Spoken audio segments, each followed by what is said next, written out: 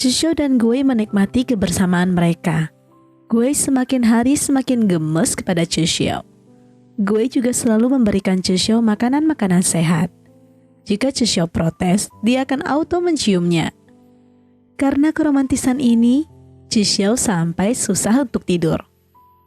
Selanjutnya, sahabat Chishio Yinshi berantem dengan pacarnya. Karena pacarnya berbohong sedang sibuk. Rupanya sedang minum-minum dengan teman-temannya. Karena hal ini mereka berdua pun berdebat hebat. Yinshi tidak tahan dengan ucapan pacarnya, dia pun meminta putus. Chishio menceritakan kejadian itu pada Gue. Gue terlihat sedang capek. Tapi dari sudut pandang Gue, menurut dia Chishio tidak salah. Karena saat mereka jalan-jalan bersama, dia sudah merasa keanehan. Di mana Yinshi selalu memaksa kehendaknya kepada Chishio. Karena bagi Gue, setiap orang punya privasi dan kesibukan. Jangan terus-terusan ditempelin. Dan jangan memaksakan sesuatu harus sesuai kehendak diri sendiri. Mendengarkan ucapan Gue, Chishio jadi terdiam dan sedikit berpikir netting. Chishio sudah netting karena ucapan Dr. Gu. Tapi ditambah lagi ucapan-ucapan Sansan yang membuat otaknya semakin berpikir yang aneh-aneh tentang menjalani suatu hubungan. Mereka bertiga menghibur Yinshi yang sedang patah hati.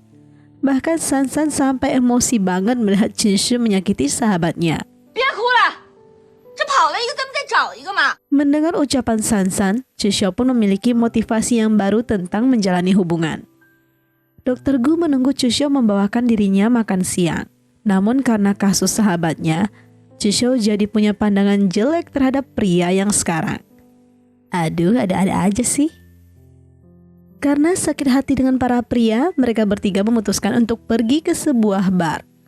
Mereka juga mengunggah momen WeChat mereka supaya para pria itu tahu kalau mereka pergi bersenang-senang. Ketiganya terlihat sangat mabuk. Yinshi masih belum bisa move on dari Chishio. Sansan marah karena Yinshi masih terus-terusan menangis. Sansan menelpon dan memarahi Chishio. Mereka bertiga ganti-gantian memaki Chishio. Tidak lama, Chishio ditelepon oleh Gue. Namun Sansan merebut telepon itu dan mematikannya. Gue panik dan mencari tahu keberadaan Sansan serta Chishio. Dia sampai menghubungi Guxiao. Gue mencari Chishio di sebuah bar. Chishio digodain oleh seorang pria yang tidak dikenal.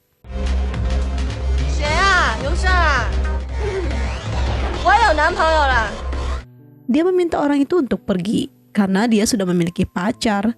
Tapi tidak lama, Chishio malah jadi curhat tentang pacarnya. Gue yang menemukan Chishio langsung berteriak.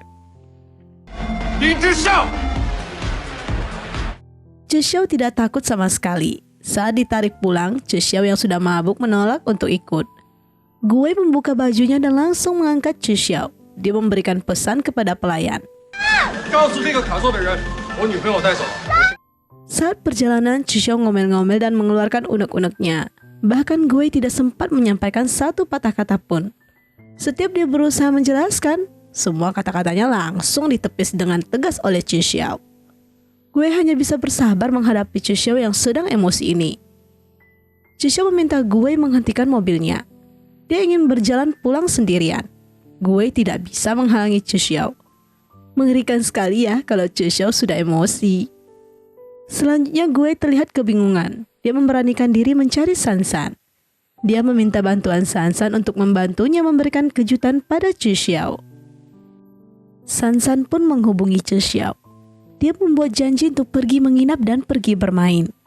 Chishio pun terlihat menunggu kedatangan Sansan. Namun saat dia mencoba menghubungi Sansan, ponselnya malah tidak aktif.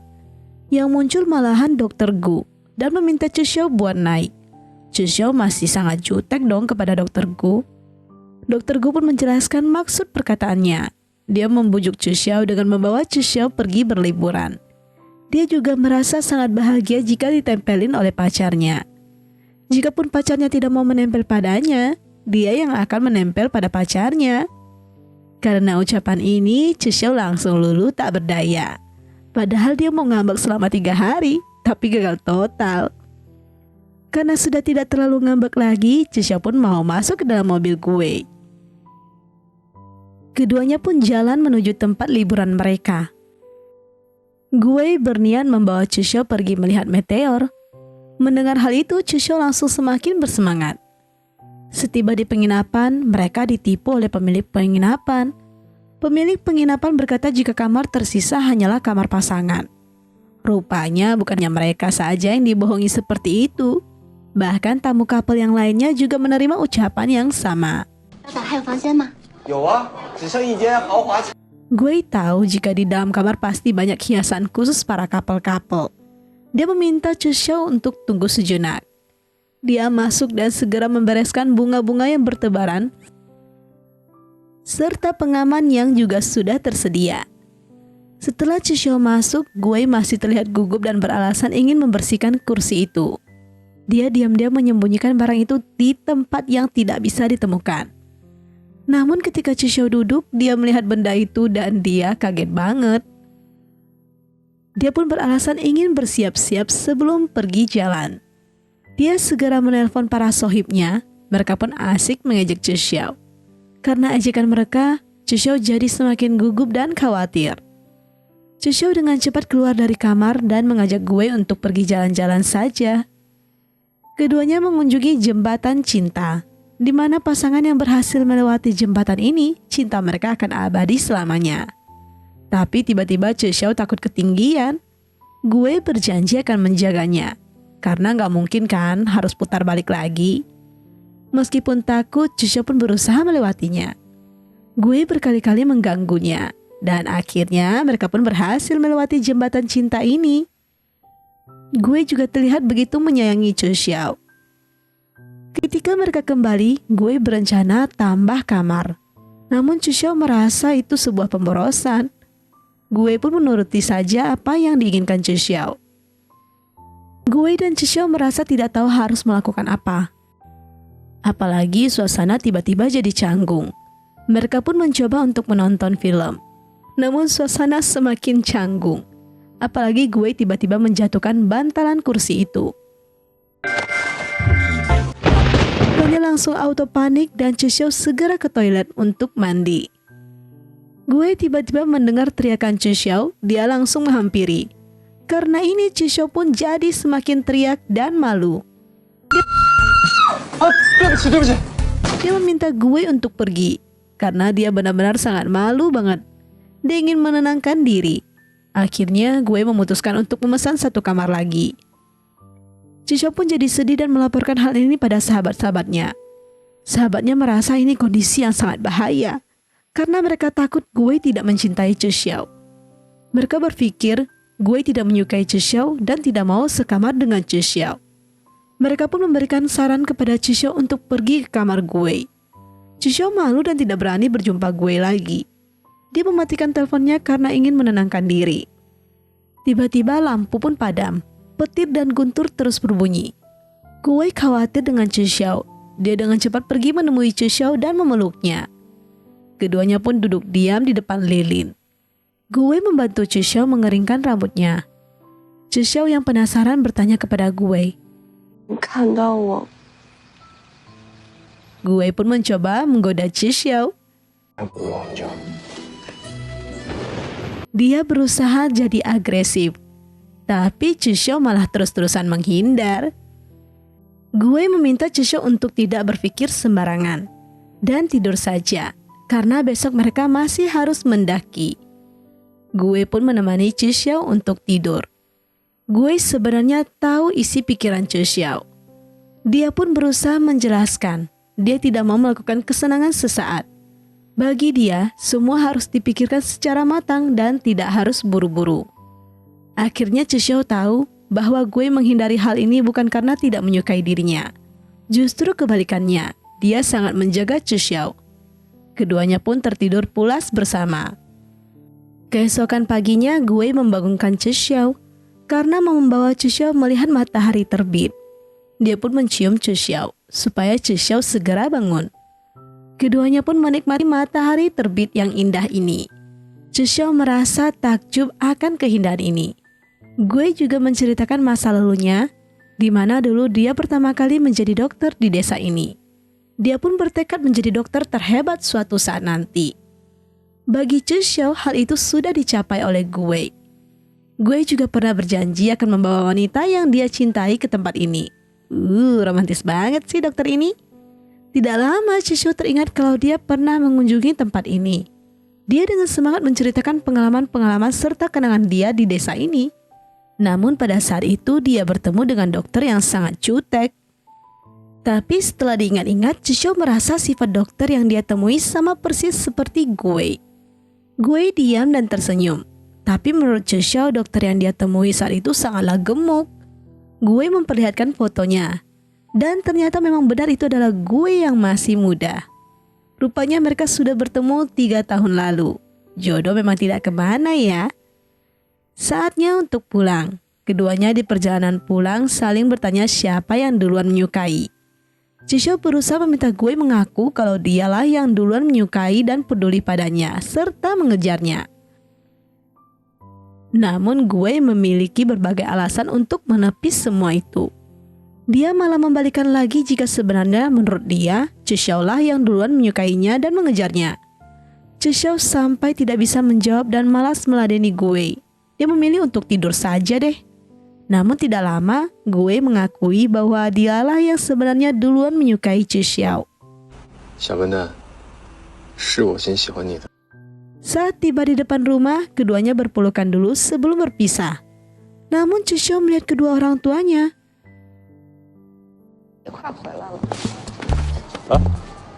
Dia kaget dan dengan cepat melepaskan pelukan itu. Dia pun beralasan hampir jatuh dan ditolong gue. Dia berterima kasih dan meminta gue untuk segera pergi kerja. Dia menarik masuk orang tuanya. Ayahnya mulai mencium aroma-aroma yang mencurigakan. Saat di rumah sakit, gue mendapatkan info jika dia terpilih untuk melakukan pertukaran dokter ke Jerman. Hal ini akan memakan waktu 1 tahun. Gue tentu saja bahagia, namun ada juga hal yang sulit untuk dia tinggalkan. Dia pun terlihat kebingungan dan berkata akan mendiskusikan hal ini kepada keluarganya terlebih dahulu. Saat Chishou di rumah, dia makan siang bersama keluarganya. Namun ayah dan ibunya merasa Chishou sedikit berubah. Mereka juga menotis soal gelang yang dipakai Chishou. Chishou dengan cepat memberikan alasan lain dan langsung meninggalkan orang tuanya. Ayahnya merasa ada something antara Chishou dan gue. Ibunya meminta ayahnya untuk tidak terus mengawasi dan mengatur hidup Chishou. Chishou menelpon gue. Ayahnya tiba-tiba masuk dan membuatnya kaget. Dia langsung dengan cepat beralasan latihan selo. Saat malam hari, dia diam-diam mau keluar menemui gue. Gue menyadari Lauren sedang mengintip. Dia pun mendorong Chishou dan menyinggung permainan selo Chishou yang buruk. Chishou tidak paham apa maksud Dr. Gu. Dr. Gu pun memberikan kode. Chishou semakin bingung. Namun kode akhirnya tersampaikan. Dan Chishou pun mulai melakukan acting juga. Keduanya malah saling menghina satu sama lain. Ayah Chishou pun keluar menghampiri mereka. Dia meminta gue memaklumi anaknya yang masih kecil. Dia meminta Chishou segera masuk. Gue pun masih meminta Chishou berhenti memainkan selo. Ayah Chishou merasa permainan anaknya tidak sesumbang itu kok. Aduh, ada-ada aja lah ya pasangan ini. Akhirnya mereka pun tidak jadi pacaran deh. Chishou dengan cepat menghubungi Dr. Gu dan meminta Dr. Gu untuk tidak salah paham.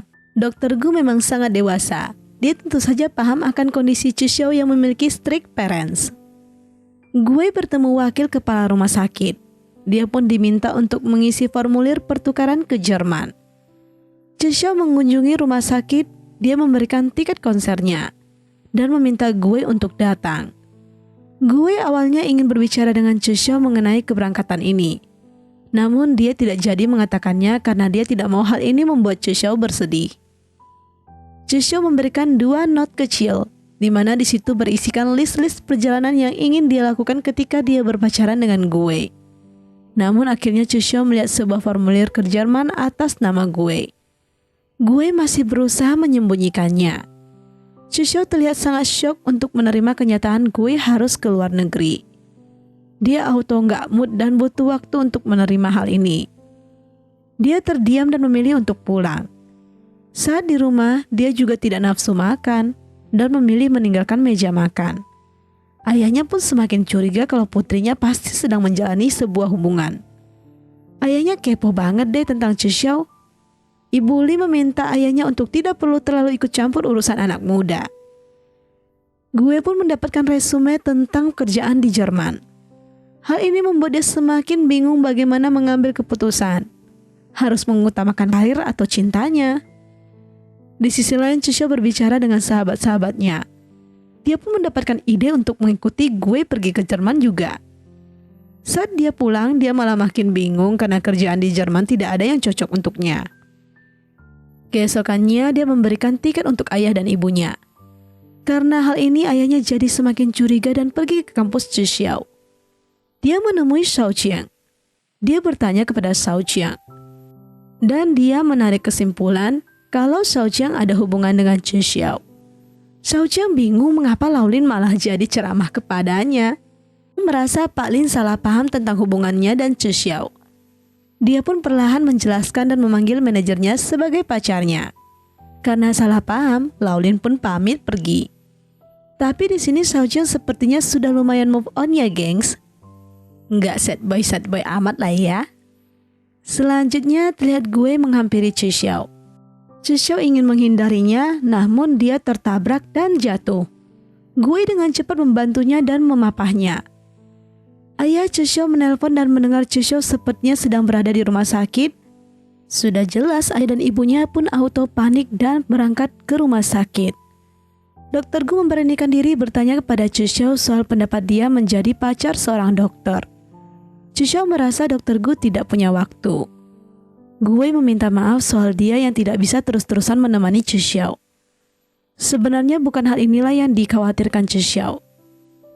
Yang dia takutkan adalah ketika dia tidak paham pemikiran gue.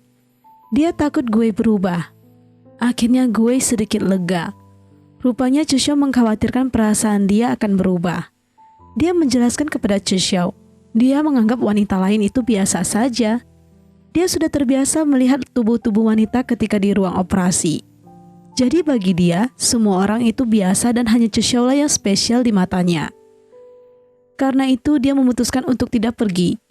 Dia juga takut kalau ketika dia pergi, Chuxiao akan berpindah hati, akan ceroboh ketika dia tidak di sisinya. Banyak hal yang lebih dikhawatirkan oleh dirinya. Dia tidak pergi kalau Chuxiao tidak pergi. Dia mau menjalankan semua list-list kencan yang sudah dibuat oleh Chuxiao. Gue mendadak meminta Chuxiao memberikannya status. Karena dia tidak mau terus-terusan menyembunyikan hubungan mereka di depan orang tua Chuxiao. Keduanya dikagetkan dengan kemunculan orang tua Chuxiao. Ayahnya merasa Dokter Gu sedang mengambil kesempatan dekat-dekat dengan anaknya. Chuxiao berusaha mengelak dan berkata jika Dokter Gu hanya mengobatinya. Gue sudah tidak ingin berbohong. Dia pun membuat pengakuan. Ayahnya tidak bisa berkata apa-apa dan memilih pergi. Ibunya malah senang dan mengacungkan jempol kepada mereka. Chuxiao pun khawatir. Namun gue berkata dia akan melindunginya. Setiba di rumah, Chuxiao takut untuk menatap ayahnya. Ibunya masuk ke kamar dan langsung mewawancarai Chuxiao. Chuxiao pun membuat pengakuan dan memohon kepada ibunya. Ibunya sih tidak mempermasalahkan hubungan mereka dan malah mendukung mereka. Dia akan membantu Chuxiao untuk menjelaskan pada ayahnya. Chuxiao menguping pembicaraan ayahnya dan ibunya. Ayahnya tidak mau Chuxiao mendapatkan pria yang tidak menyayanginya. Dia mau yang terbaik buat putrinya, maka dia bisa sangat seprotek itu terhadap Chuxiao. Dia meminta untuk tidak usah membahas ini dulu. Karena dia ingin Chuxiao fokus dulu pada orkestranya. Hari H penampilan Chuxiao. Ayah, ibunya, serta gue menyaksikan penampilan Chuxiao. Mereka pun melihat hasil kerja keras Chuxiao tidaklah sia-sia. Kini dia terlihat sangat bersinar di atas panggung bersama selonya. Semuanya memberikan aplaus yang meriah. Orang tuanya, terutama ayahnya, bangga memiliki putri seperti Chixiao. Karena dia tahu betapa sukanya anak dia terhadap dunia selo, serta betapa keras perjuangannya untuk bisa nampil di dalam konser orkestra ini. Setelah menyelesaikan penampilannya, Gue pun datang memberikan bunga kepada Chixiao. Laolin langsung agak mengkesel, tapi berita bagus datang, di mana Chixiao mendapatkan tawaran untuk masuk ke manajemen orkestra. Dan dia diminta untuk kontrak setahun pelatihan di Jerman. Mendengar berita ini, Gue dan orang tuanya tentu semakin bangga. Dan menurut Gue, kesempatan ini tidak boleh dilewatkan. Scene selanjutnya adalah keduanya kini tidak perlu menjalani LDR. Dan Gue tidak harus membuang cita-citanya. Kini dia juga sudah bisa dengan tenang mengisi pertukaran dokter ke Jerman. Duo couple bucin lagi happy nih. Dia meminta Chixiao untuk memberitahukan ayahnya jika dia ingin menemui ayahnya, supaya ayahnya bisa lebih yakin kalau dia beneran tulus menjalani hubungan dengan Chixiao. Bahkan jika disuruh menikah, dia juga sudah sangat siap. Chixiao pun menemui ayahnya. Mendengar Gue begitu tulus pada putrinya, dia akhirnya setuju dan mengatur waktu untuk makan keluarga. Hal ini tentu saja membuat kebahagiaan Chixiao semakin berlipat ganda. Dia dengan semangat ingin menyampaikan hal ini pada Gue. Chixiao memberitahukan kabar gembira ini kepada Dr. Gu. Selanjutnya, Gue mendapatkan pasien kecelakaan yang butuh segera dioperasi. Namun orang tua atau keluarganya tidak bisa dihubungi. Menurut Gue ini sudah tidak bisa ditunda lagi. Jadi dia mengambil keputusan untuk segera mengoperasinya saja. Untungnya operasi ini berjalan sangat lancar. Selanjutnya Gue dan Chixiao menerima undangan dari pasangan Sansan dan Gu Xiao. Mereka melihat suasana kafe begitu gelap. Mereka memanggil Gu Xiao dan Sansan. Rupanya mereka berdua diberikan surprise oleh pasangan Sansan dan Gu Xiao. Mereka terlihat bermain dengan sangat bahagia. Sansan dan Gu Xiao memberikan selamat atas keberhasilan mereka, karena mereka berdua akhirnya sama-sama akan mengejar karir mereka di Jerman. Mereka pun mendoakan yang terbaik buat keduanya. Keduanya pun pulang. Gue meminta Chixiao untuk masuk sejenak, karena ada hal yang ingin dia perlihatkan. Rupanya Gue memasang peta di rumahnya. Keduanya pun menaruh pin di negara yang akan mereka tuju. Chixiao memberitahukan tempat-tempat yang ingin dia kunjungi. Gue berjanji akan menemani Chixiao kemanapun Chixiao ingin pergi. Gue akan setia menemaninya berkeliling. Gue mencium Chixiao dengan sangat mesra, namun harus terganggu karena Chixiao sudah ditelepon oleh ayahnya. Gue sedikit kecewa, tapi dia mengerti situasi Chixiao yang memiliki ayah yang sangat posesif. Gue menerima sebuah panggilan. Rupanya terjadi keributan di rumah sakit, di mana orang tua pasien merasa marah karena anaknya dioperasi tanpa persetujuan mereka. Pihak rumah sakit berusaha menjelaskan. Bahkan Dr. Gu juga sudah menjelaskan kondisi anaknya. Ayah dari anak tersebut masih tidak terima, karena anaknya masih dalam kondisi kritis. Dia berjanji akan menuntut Dr. Gu jika terjadi hal yang fatal pada anaknya. Scene selanjutnya, Chixiao dan Gue pergi membeli barang-barang untuk Gue bawa nanti ketika menemui orang tua Chixiao. Namun dia menerima panggilan lagi, dan mendapatkan kabar jika pasien mengalami komplikasi. Dia menemui kepala rumah sakit. Dia diminta untuk tidak mengurus pasien itu dulu, demi meredakan suasana. Dan kabar buruk yang muncul, Gue tidak bisa pergi ke Jerman lagi. Sertifikat rumah sakit tidak bisa dikeluarkan. Semua ini dikarenakan masalah operasi yang baru-baru ini menimpa Gue. Gue yang pulang ke rumah merasa sangat sedih dan kecewa. Barang-barang yang sudah dia packing, dia pun harus menyusunnya kembali. Chixiao pun datang berkunjung. Dia aneh kenapa barang-barang Gue belum selesai dirapikan. Gue ingin membahas soal keberangkatan ke Jerman, namun tidak jadi dia lakukan. Karena dia melihat Chixiao begitu bersemangat, dia pun menundanya.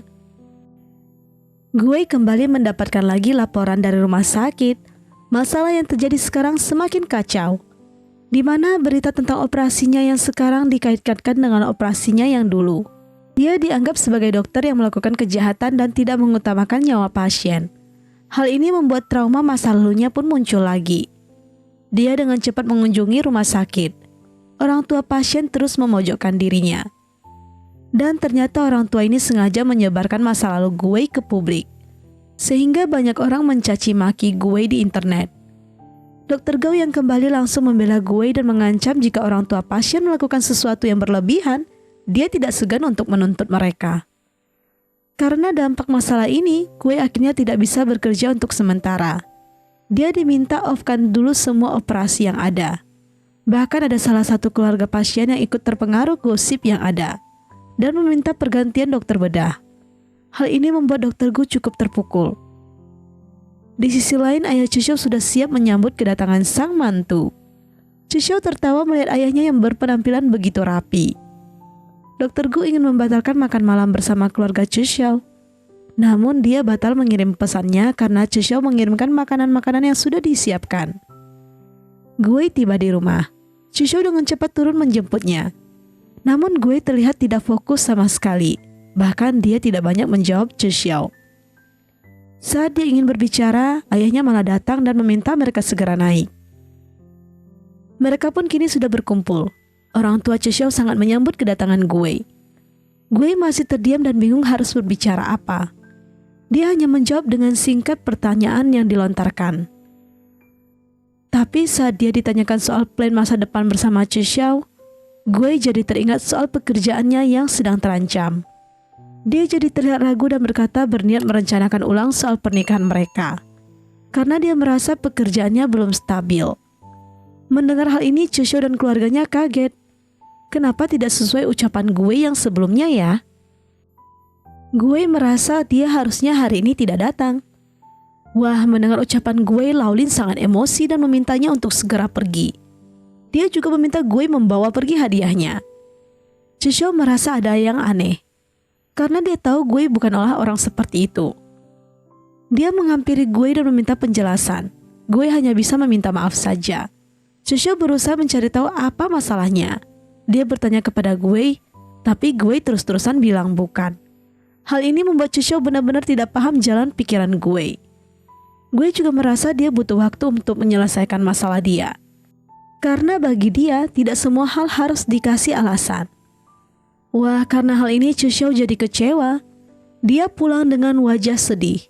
Laolin marah besar dan meminta mereka untuk berpisah saja. Bagi dia, gue sangat tidak tulus dan tidak bertanggung jawab. Keduanya pun perang dingin. Gue juga tidak berniat menjelaskan masalah yang sedang dia hadapi. Dia hanya membereskan barang-barangnya dan meminta Xiaodu untuk membereskan barang di rumah sakit juga. Dia memilih cuti dan pergi healing sejenak. Di sisi lain, Gushou dan Sansan juga terjadi masalah, di mana Gushou dipaksa oleh ayahnya untuk melanjutkan studi dan bekerja di luar negeri. Demi kafe Sansan tetap berjalan, Gushou tidak bisa melawan perintah ayahnya. Kedua orang ini pun galau karena masalah cinta mereka. Chishou berkali-kali mencoba menghubungi gue, namun tidak tersambung sama sekali. Chishou tidak bisa terus-terusan bersedih. Dia merapikan diri dan menggedor rumah gue. Tapi dia tidak mendapatkan jawaban apapun. Rupanya gue sudah pergi kembali ke desa tempat dia dulu bekerja. Dia ke sana mengasingkan diri dan menenangkan dirinya. Dia tidak mau menerima panggilan siapapun.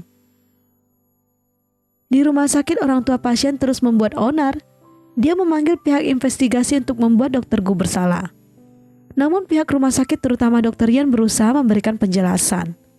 Orang tua pasien terus-terusan saja berkata gue itu takut dan kabur. Bahkan dengan gampang menyebutkan Dokter Gu sebagai dokter jahat. Dokter Yan sudah tidak tahan. Dia pun membenarkan ucapan orang tua pasien itu. Dia bilang, ya, Dokter Gu memang jahat. Saking jahatnya dia harus menghabiskan waktu 8 jam untuk mengoperasi anakmu, menyelamatkan anakmu. Wah, Dokter Yan tidak tahan dengan ucapan orang tua ini. Dan mengskakmat orang tua pasien ini. Dia juga siap kalau mereka mau melaporkannya. Dia menyerahkan kartu namanya. Dia bukan hanya membela Dokter Gu. Dia membela seluruh rekan seprofesinya. Dia tidak terima jika profesi mereka dianggap enteng oleh orang lain. Dia pun izin pamit dulu untuk pergi operasi. Chishou dan Sansan sedang patah hati memilih untuk menikmati kesedihan mereka dengan bersenang-senang saja. Mereka sejenak melupakan kegalauan mereka dengan cara menggila dan girls time. Saat Chishou kembali, Xiaodu bertanya di mana Gue berada. Chishou yang lagi kesel merasa dia tidak mau tahu di mana keberadaan Gue. Gao Shi pun berkata jika Gue terkena masalah. Chishou kaget. Memangnya Gue terkena masalah apa? Dia sebagai pacar benar-benar tidak mengetahui apapun. Setelah itu dia pun pergi ke tempat Gue berada. Dia yakin Gue berada di desa itu. Dan mereka pun bertemu. Chishou menarik Gue untuk segera kembali dan menyelesaikan masalahnya. Gue menolak. Karena ini Chishou semakin emosi dan marah-marah terhadap sikap Gue yang kabur. Dia merasa jika Gue terus berada di sini, tidak akan ada penyelesaiannya. Pokoknya dia mengungkapkan seluruh unek-uneknya dan menceramahi sikap tidak tanggung jawab Gue yang kabur dari masalah. Bahkan melukai dirinya. Gue merasa dia ingin menyelesaikan semuanya baru memberitahukannya pada Chishou. Bagaimana jika masalahnya tidak selesai? Gue pun menjelaskan lagi kalau dia tidak mau mengganggu Chishou pergi ke Jerman. Jerman itu keputusan bersama. Atas dasar apa kau memutuskannya untukku? Akhirnya Gue meminta maaf. Chishou merasa Gue sebagai pacar sangatlah gagal. Tapi sebagai dokter, Gue masih bisa diselamatkan. Jadi dia meminta Gue segera hadapi semua masalah yang ada, karena dia sangat memandang remeh orang yang mudah putus asa. Dia juga meminta Gue mengingat apa cita-citanya saat menjadi dokter. Chishou sangat marah dan tidak menghiraukan panggilan Dokter Gu. Dia langsung pergi dan tidak memandangnya sama sekali. Karena hal itu, Gue memutuskan kembali ke rumah sakit dan meminta maaf kepada semuanya. Karena adalah semua jadi repot. Mulut cerewet Dr. Yan pun tidak bisa diam. Dr. Gao meminta Dr. Yan untuk diam. Gue sekarang bersedia menghadapi masalahnya.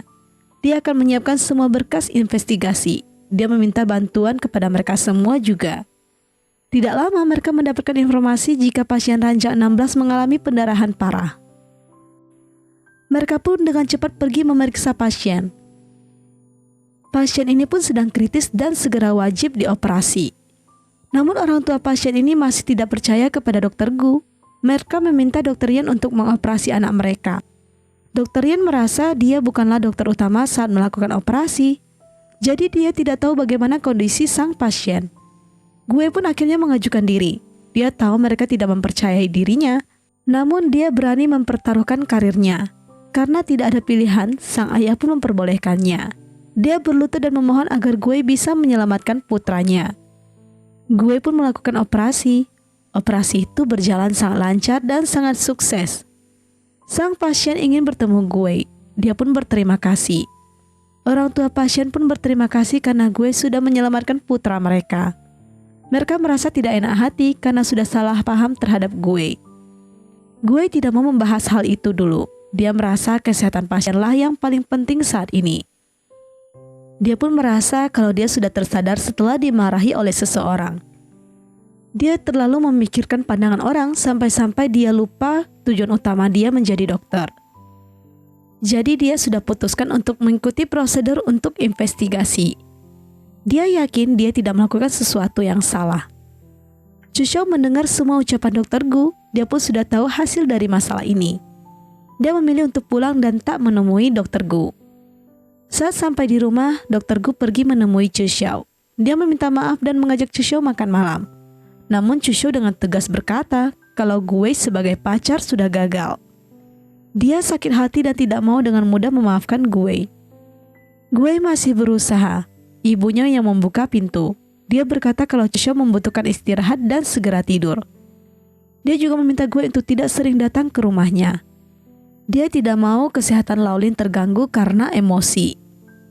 Ibunya pun menghampiri Chishou. Dia takut anaknya masih bersedih.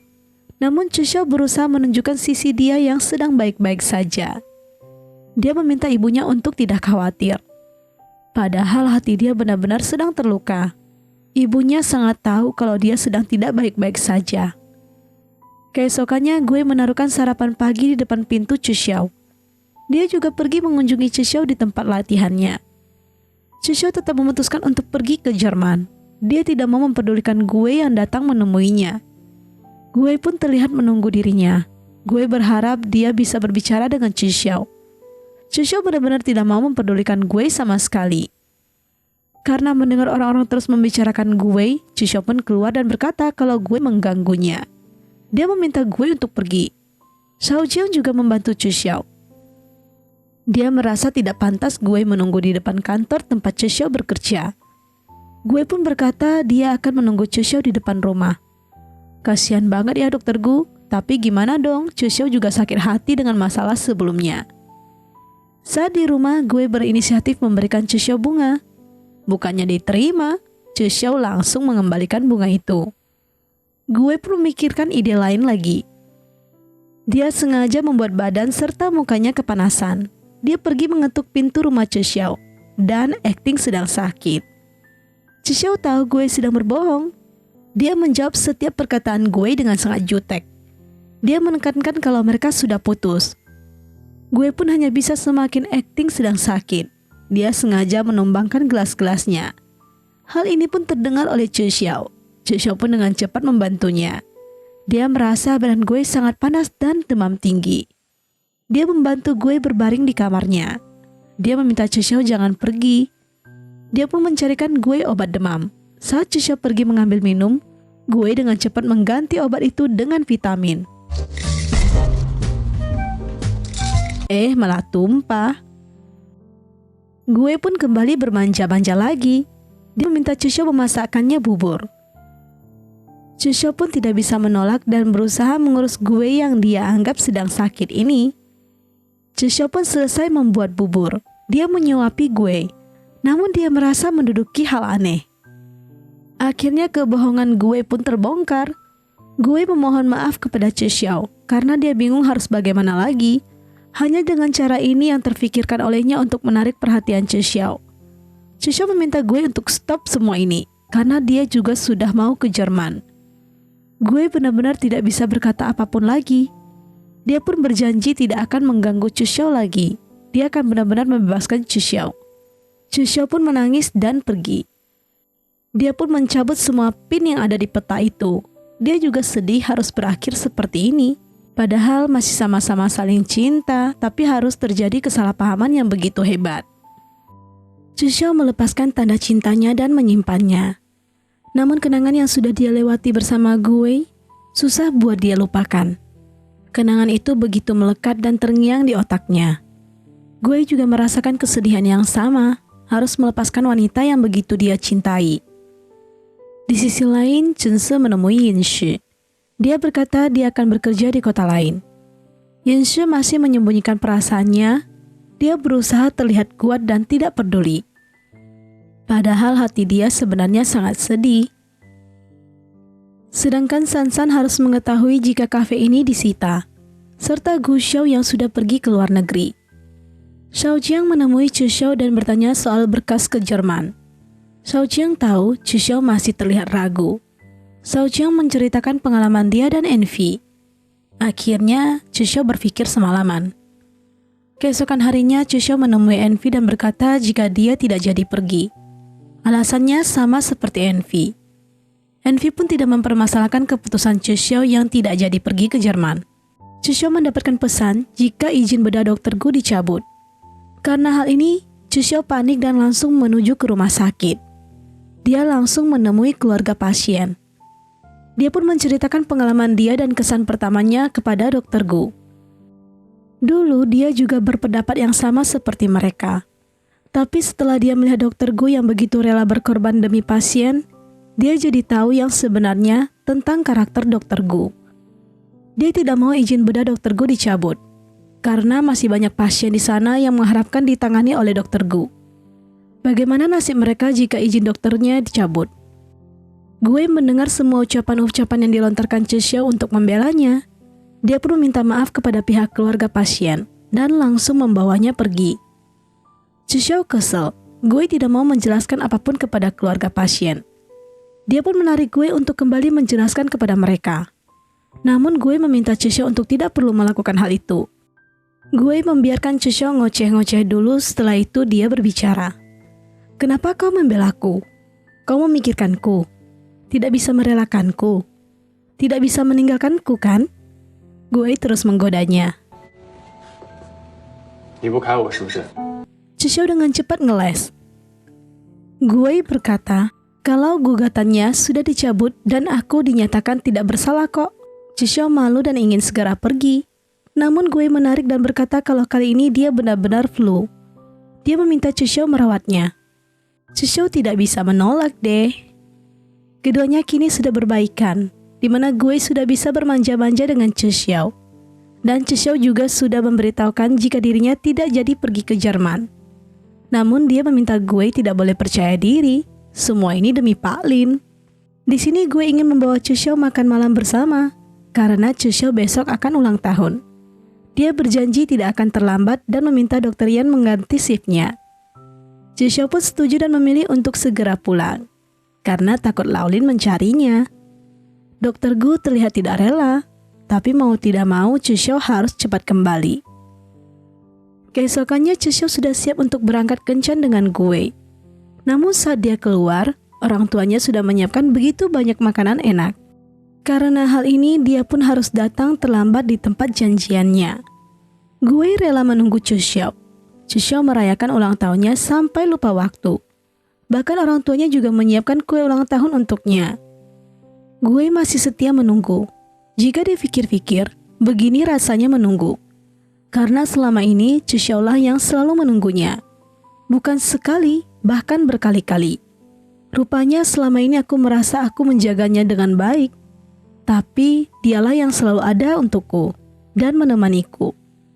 Gue semakin paham betapa besar rasa cinta Cishiao untuknya.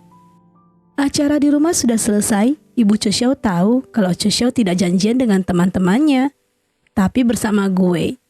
Ibunya tidak mau Cishiao disakiti lagi dan sedih lagi. Dia meminta Cishiao memikirkan betul-betul akan keputusannya bersama gue. Cishiao menjelaskan kepada Ibu Li. Ibu Li pun paham dan mendukung keputusan putri tercintanya ini. Kafe pun sudah tutup. Gue kembali membawa kue ulang tahun itu. Saat di rumah, dia melihat Cishiao tertidur di ruang tamu. Dia membangunkan Cishiao. Dia berniat merayakan ulang tahun sederhana Cishiao di rumahnya saja. Keduanya pun bersiap-siap untuk masak-masak deh. Cishiao merasa, jika pacarnya ini tidak hanya tampan saat menggunakan jas dokter, namun juga tampan ketika menggunakan celemek. Hari sudah semakin larut, saatnya Cishiao untuk pulang. Gue tidak rela dan meminta Cishiao menginap saja.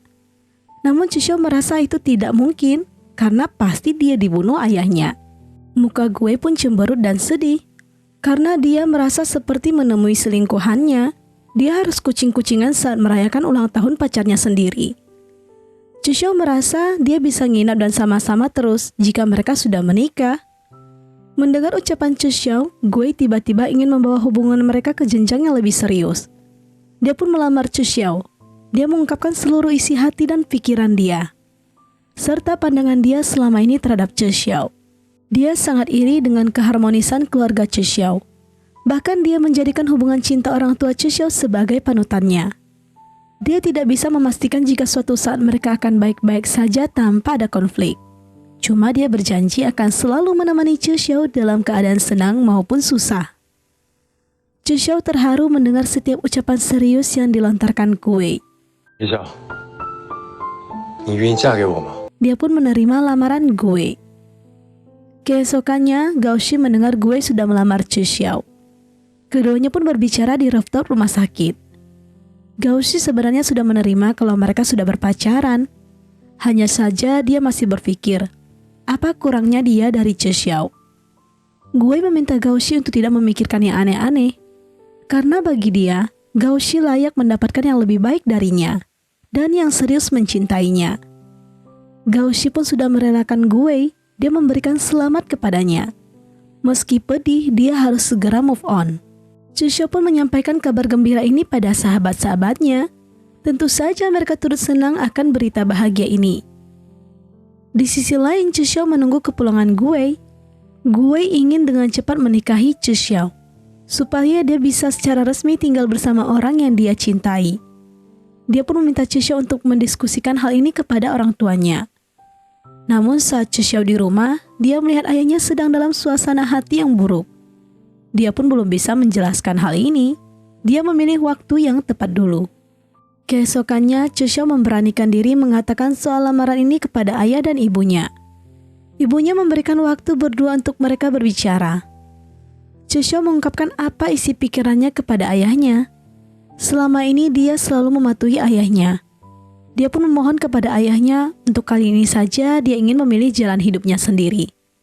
Dia mau menikahi orang yang dia cintai. Ayahnya pun meminta Cheseo membuat janji bertemu dengan orang tua Gue. Cheseo pun menangis bahagia. Ayahnya tidak melarangnya sama sekali dan menyetujui keputusannya.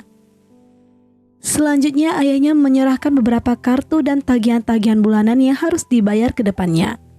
Cheseo aneh. Kenapa harus mengatakan padanya? Ayah Cheseo merasa dia harus membagi bebannya kepada Cheseo juga. Sepertinya ada yang disembunyikan oleh ayahnya ya, gengs. Ayahnya bertanya soal ke Jerman. Cheseo memutuskan untuk tidak pergi. Dia tidak mau meninggalkan orang tuanya dan Gue. Dia ingin menghabiskan lebih banyak waktu bersama mereka. Dia juga sudah mencari pekerjaan yang lain. Ayahnya tidak protes dan setuju-setuju saja dengan keputusan Cheseo. Pertemuan keluarga pun dilakukan. Cheseo tentu saja merasa gugup. Meski agak canggung, mereka harus tetap saling menyapa. Cheseo juga diberikan hadiah oleh ibu Gue. Namun tidak lama, ibu Gue merasa Cheseo masih muda dan polos. Dia ingin mereka bekerja dulu dan pacaran saja. Biar mereka menjalani hubungan dulu. Gue pun menegur ibunya. Ibunya meminta orang tua Cheseo untuk mempertimbangkan ucapannya. Ayah Cheseo pun mulai berbicara. Dia menjabarkan betapa besar dan gigihnya anak dia. Dia tahu Cheseo masih muda, tapi jika dibandingkan mereka, Cheseo kadang bisa bersikap lebih dewasa. Dia anak yang gigih dan teguh. Jadi dia yakin suatu saat jika ada masalah di dalam rumah tangga mereka, Cheseo pasti bisa menopangnya. Karena dia tahu mereka berdua saling mencintai. Dia berharap kedua orang tua Gue bisa mendukung keputusan yang sudah mereka berdua ambil. Ibu Cheseo juga berkata, sebenarnya dia dan Laulin juga tidak bisa merelakan putri kesayangan mereka. Namun demi kebahagiaannya, dia akan selalu menjadi orang terdepan yang mensupport Cheseo. Akhirnya pikiran orang tua Gue pun terbuka. Mereka pun setuju dan ingin menentukan tanggal pernikahan mereka. Awalnya ibu Gue meminta tahun depan, namun ayah Cheseo meminta tahun ini. Gue juga setuju, karena dia ingin cepat memperistri Cheseo. Dia meminta orang tua Cheseo untuk jangan merasa kehilangan seorang putri, justru mereka mendapatkan seorang putra. Dari mereka semua, Cheseo adalah orang yang paling melo dan paling terharu. Akhirnya mereka pun sudah mendapatkan persetujuan dari orang tua masing-masing. Namun saat keduanya pulang, Cheseo mulai merasakan ekspresi Gue sedikit aneh. Namun Gue berusaha menutupi dan berkata tidak ada apa-apa. Dia pun membuat alasan lain. Melihat ekspresi Gue yang tidak seperti biasanya, Cheseo pun kembali mengunjungi Gue. Dia tahu ada yang ingin disampaikan Gue padanya.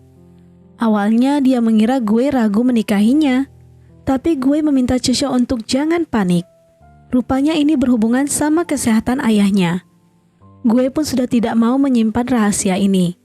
Dia menceritakan kondisi sesungguhnya Laulin. Cheseo tentu saja tidak percaya dan tidak terima. Dia ingin segera membawa ayahnya melakukan pengobatan di luar negeri. Gue menahannya dan berkata kalau mereka sudah menyelidikinya dengan detail. Makanya mereka hanya bisa membantu meringankan rasa sakit yang diderita Laulin. Penyakit ini sudah terlalu parah dan sudah tidak bisa disembuhkan. Cheseo tentu saja semakin sedih, apalagi jangka waktu ayahnya untuk bertahan sisa sebentar. Dia pun tahu alasan ayahnya tidak menentang pernikahan mereka dan ingin mereka cepat melangsungkan pernikahan. Cheseo menangis terseduh-seduh. Scene selanjutnya terlihat Gue masih berusaha mencari cara terbaik untuk menyembuhkan penyakit Laulin. Cheseo sedih jika mengingat kenangannya bersama ayahnya. Dia harus berpura-pura tidak tahu soal penyakit ayahnya, supaya ayahnya tidak khawatir akan dirinya.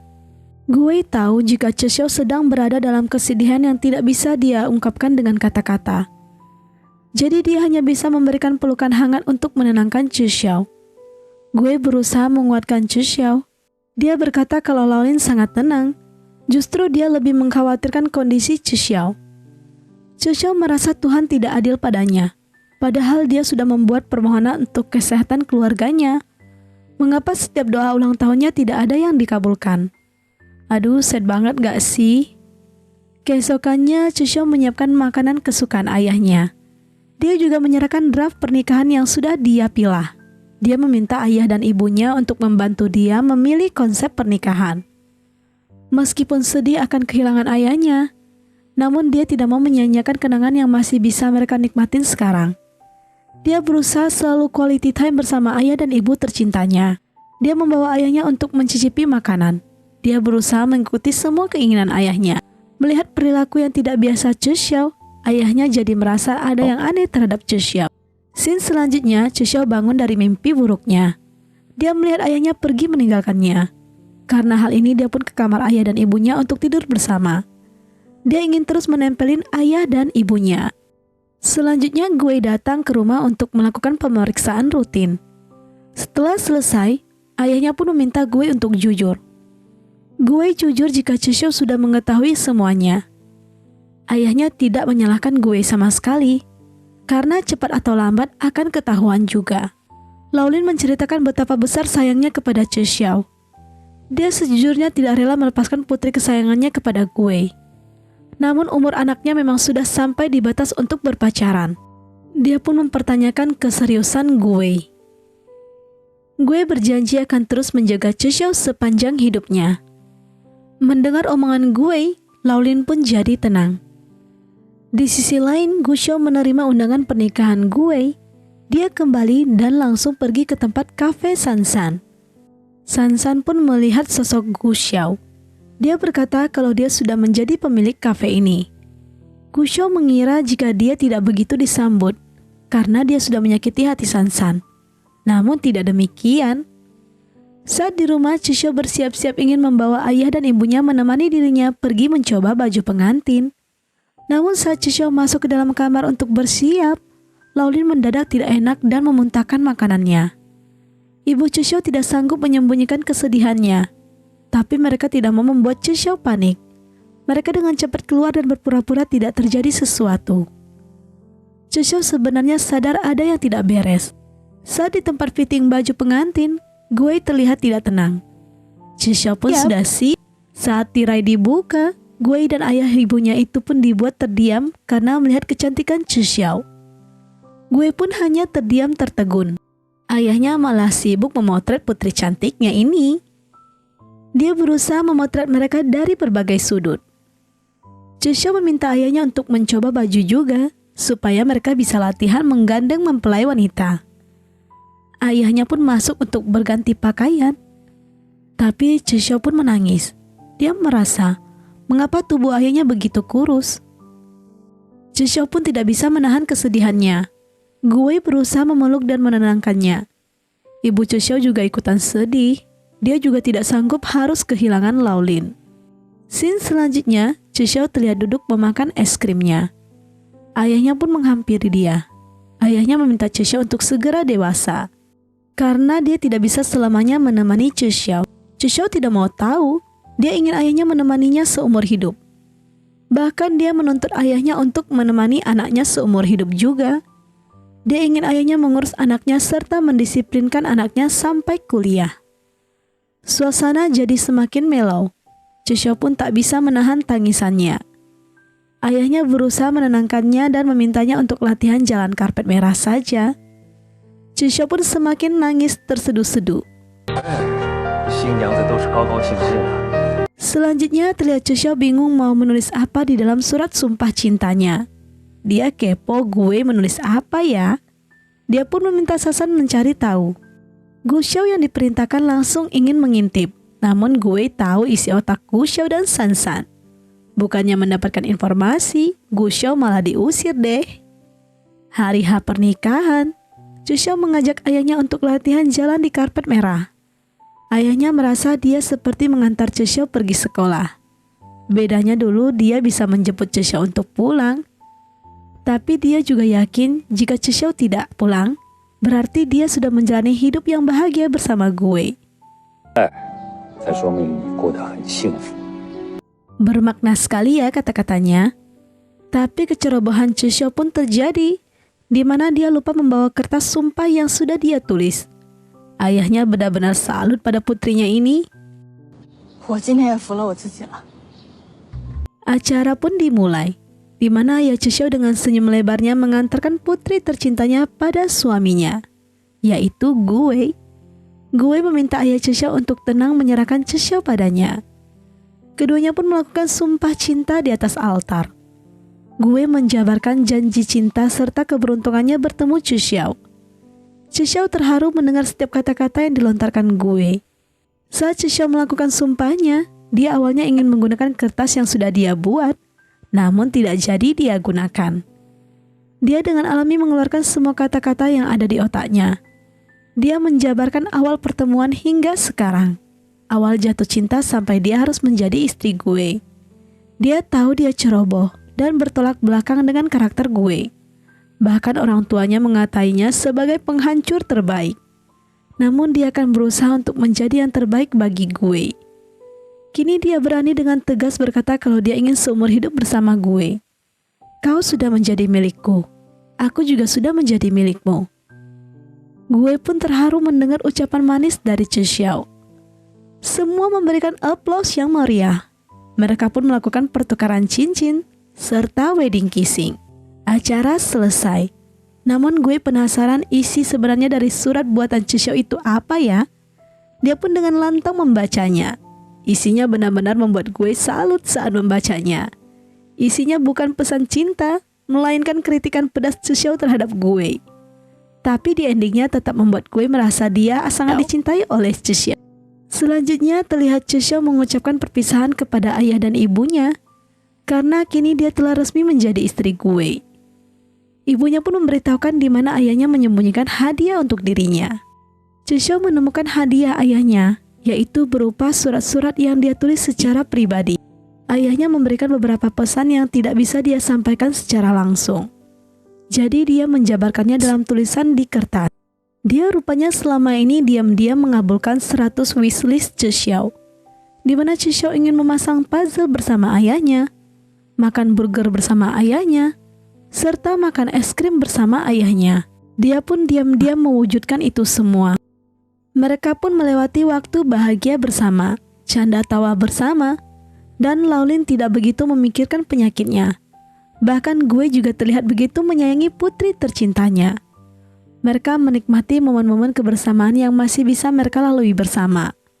Chishio terharu ayahnya memberikan sebuah hadiah yang sangat berharga bagi dirinya, yang harus dia buka di setiap tahunnya. Dan kini tahun ke-7. Chishio pun membuka surat terakhir ayahnya, di mana di dalam surat itu berisikan pesan-pesan yang tak bisa ayahnya ucapkan. Dia mendoakan keduanya bisa bahagia selamanya. Dia juga memberikan kata-kata turun-temurun dari kakeknya. Dia bertanya bagaimana, apakah kalian bahagia di pernikahan ke-7 kalian? Chishio dan gue pun menjawab pesan itu. 你放心吧。 Kini keduanya benar-benar hidup bahagia, memiliki karir yang cemerlang, serta seorang putra yang tampan dan menggemaskan. Janji gue adalah menjaga keluarga ini dengan baik selamanya. Dia pun menepati janjinya kepada ayah Chishio. Dia dengan tulus mencintai dan menyayangi Chishio di seumur hidupnya. Makna yang bisa kita kutip dari cerita ini adalah, cinta terkadang tidak bisa kita ungkapkan dengan kata-kata, namun bisa kita rasakan dari perilaku dan kasih sayang yang kita terima. Cinta bisa datang dari siapa saja, dari pasangan, keluarga, sahabat, dan orang-orang terdekat kita. Maka selama kita masih diberikan waktu yang panjang untuk menikmatinya, jangan pernah kamu sia-siakan waktu yang singkat yang sudah Tuhan berikan kepada kita. Oke, sekian dan terima kasih ya gengs. Itu dia part ketiganya dan menandakan drama ini sudah tamat. Terima kasih kalian yang sudah mengikuti review dari Cece ya. Jangan lupa untuk tetap ikutin review-review drama selanjutnya. Kita berjumpa lagi di next video. Bye-bye!